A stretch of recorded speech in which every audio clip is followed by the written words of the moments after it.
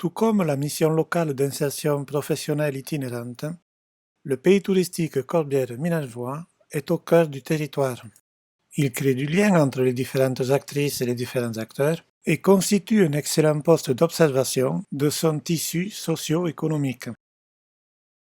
C'est Émile Delpy, le président du pays touristique Corbières-Minervois, qui, par toutes ses interventions, par toutes ses animations, fait le relais de tout ce qui peut se faire dans l'Aude, c'est-à-dire en tourisme, en agriculture, en culture et tout. Et je vais laisser la parole à Anne qui présentera un peu mieux que moi le pays touristique, parce qu'elle est là depuis le début. Moi, je ne suis pas là depuis le début, mais je me suis investi pleinement dans cette mission de faire un maillage entre le Minervois, le Corbière et le Fitou aussi par l'intermédiaire du label Vignoble et Découverte.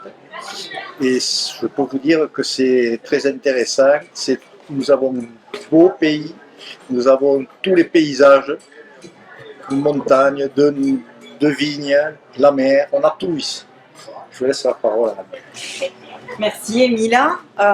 Donc Anne Marcérou, je suis directrice du pays touristique Corbières-Minervois. Pas tout à fait depuis le début, mais oui, la vie a fait que je suis restée, depuis 1994 dans cette structure. Mais l'objet, c'est pas de parler de moi. Nous on est une association de loi 1901 qui est donc en fait le bras armé de la communauté de communes de la région lézignanaise Corbières-Minervois. Donc on intervient sur le tourisme et nous avons un conseil d'administration qui est à la fois composé de collectivités territoriales, donc la communauté de communes et d'autres partenaires, et des professionnels du tourisme ou des agriculteurs ou des personnes qui interviennent sur la valorisation et l'entretien du petit patrimoine. Donc cette association, elle s'est donnée pour fonction, depuis sa création, d'être là pour accompagner, pour mettre en réseau, pour faire travailler tout le monde ensemble. Et ce que finalement aujourd'hui on fait autour de la résilience, nous, très modestement, on le tente et on le fait depuis 1994 et même 86, les débuts de l'association, que ce soit au travers de toutes nos actions. Pour exemple, on développe un réseau de sentiers de randonnée. Ce réseau de sentiers de randonnée, on va le travailler avec le producteur, la cave coopérative, les chasseurs, les parcs naturels qui sont partenaires de nos opérations, la Ligue de protection des oiseaux. Voilà, on travaille ensemble collectivement et on fait en sorte que les retombées, elles soient aussi économiques sur ces acteurs-là, notamment les producteurs et les artisans locaux. On développe le no-tourisme, donc comme soulignait le président, donc on développe le no-tourisme au travers du label Vignoble et Découverte, qui est un label d'excellence, qui est donné et attribué sous certaines conditions par Atout France.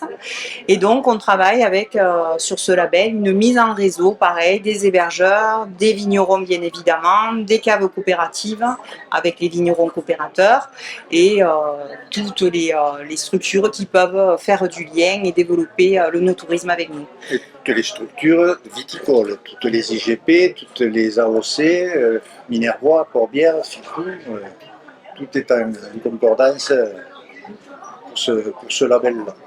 Voilà. Donc finalement, nos actions sur l'activité économique, sur le territoire, elles sont vraiment liées à ce que vient de dire Émile. On fait travailler tout le monde ensemble. À partir du moment où il y a un projet, on va faire en sorte que ce projet se déploie avec l'accord de tous et en concertation ensemble. Voilà. Après, on a aussi la particularité d'avoir un chantier d'insertion depuis 2000, qui est une volonté des élus et de la collectivité qui nous soutient, pour déployer des sentiers de randonnée sur le territoire. On a développé un chantier d'insertion où on permet à 9 salariés, sous un encadrement technique, de pouvoir entretenir et créer les sentiers de randonnée. Donc nous gérons aujourd'hui plus de 1000 km de sentiers de randonnée où on est maîtrise d'ouvrage sur l'ensemble du territoire pour le compte des collectivités qui nous ont confié cette mission. Donc on allie l'activité d'insertion, d'emploi, puisqu'on est quand même sur un secteur où il y a un réel besoin par rapport à l'accompagnement sur des publics fragiles. Et de notre côté, on développe une activité qui va pouvoir générer de l'économie pour les agriculteurs, les artisans et toujours pareil autour d'un réseau. On fait du social en même temps. C'est ça. Du social et du pédagogique. Il y a beaucoup de femmes, d'ailleurs, il y a beaucoup de propriétés, il y a beaucoup de domaines qui ne marcheraient pas s'il n'y avait pas la femme avec. Parce que souvent, il y a lié et le tourisme et la publicité de chaque domaine, que ce soit le domaine viticole, que ce soit le domaine agricole. L'homme va au champ, comme on dit, et la femme s'occupe de tout ce qui est administratif, de tout ce qui est publicité. Elle va au champ aussi, comme on dit, mais maintenant c'est des binômes qui travaillent ensemble. Donc la place de la femme est devenue beaucoup plus importante qu'avant. Avant, c'était l'homme dans les champs et la femme au fourneau, comme on disait. Ça, c'est terminé tout ça. Maintenant, c'est vraiment, on va vers l'indépendance du couple, mais on travaille ensemble pour faire vivre souvent l'exploitation. D'ailleurs, Anne, elle travaille aussi à la vigne avec son mari aussi. Et oui, on fait ça aussi, oui. Mais des femmes, je crois que des femmes agricultrices, même si j'ai employé le nom masculin, il y en a toujours eu dans notre région et aussi dans les corbières et dans les vignes, puisque c'est l'activité agricole, on va dire première, mais il n'y a pas que. Mais là, tout de suite, des femmes agricultrices dans les corbières. Je pense aux chanoises à l'Herrière. Je pense au cellier des Demoiselles à Saint-Laurent, où il y a pas mal de femmes aussi qui sont vigneronnes coopératrices. Je pense au château de Paraza, où c'est des femmes. Je pense à Aurillac. Aurillac, éleveuse de moutons. Voilà. Donc on a de plus en plus de femmes qui s'installent. Il y en avait déjà avant, mais aujourd'hui, c'est vrai qu'on peut dire qu'il y a de plus en plus de femmes qui s'installent en agriculture.